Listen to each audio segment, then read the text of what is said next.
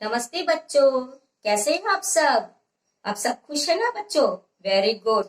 बच्चों, आगे के अक्षरों को सीखने से पहले हमने लास्ट क्लास में क्या सीखा था, हम उसका एक बार जल्दी से रिकैप कर लेते हैं।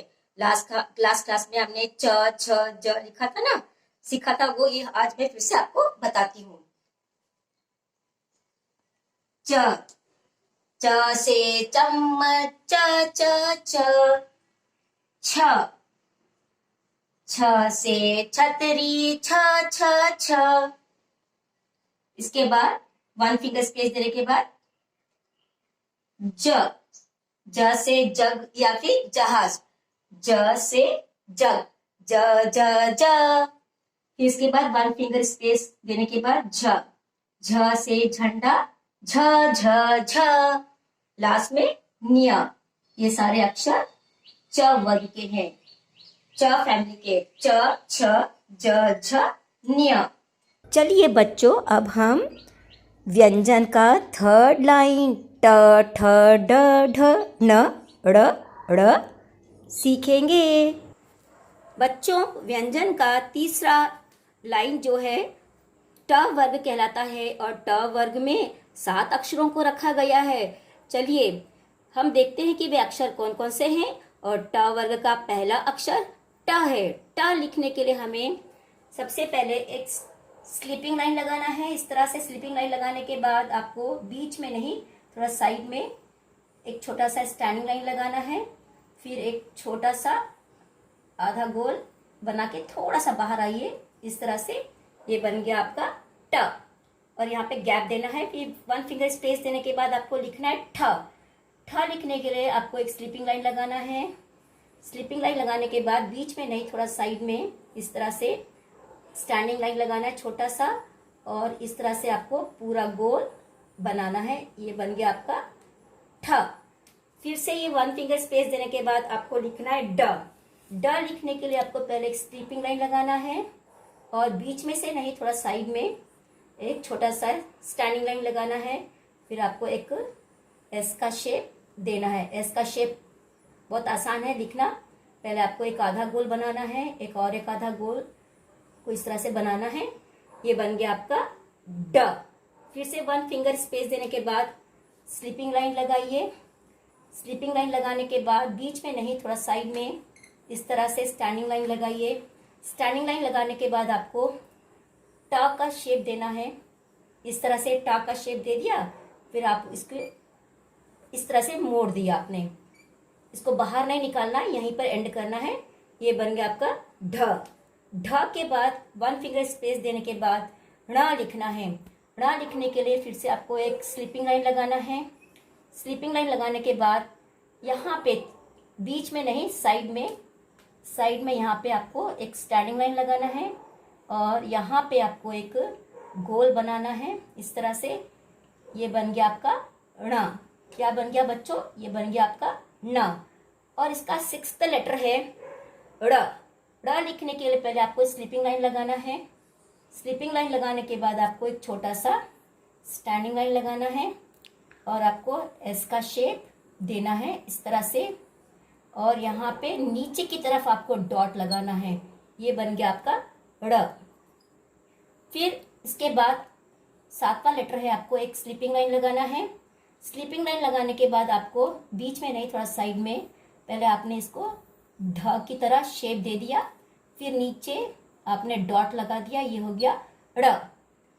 तो इस तरह से हम देखेंगे इन अक्षरों को कैसे बोला जाता है। ट, ठ, ड, ढ, ण। इसको नाक से बोलना है। ये ड़, ड़।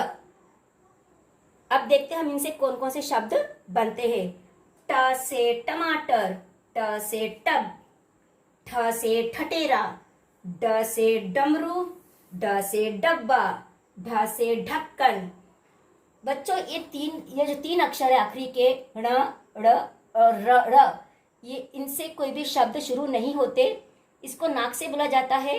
और ये वाले जो अड़ा है, ये बीच में आएंगे या फिर आखिरी में आते हैं। जिस तरह से कुछ उदाहरण बताती हूँ मैं। पेड़, बड़ा, इसको पड़, चढ़, ये आखिरी में लगता है या बीच में लगता है।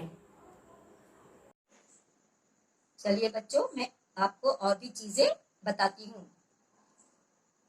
ट से लाल लाल टमाटर, टमाटो, इंग्लिश में इसको टमाटो कहते हैं। टमाटर, ट से टमाटर, ये टमाटर है बच्चों। आप लोग को खाना है, खाइए घर में। इसके बाद ठ, ट के बाद ठ। यहाँ पे मेरे पास ठप्पा है, इसको स्टैम्प बोलते हैं।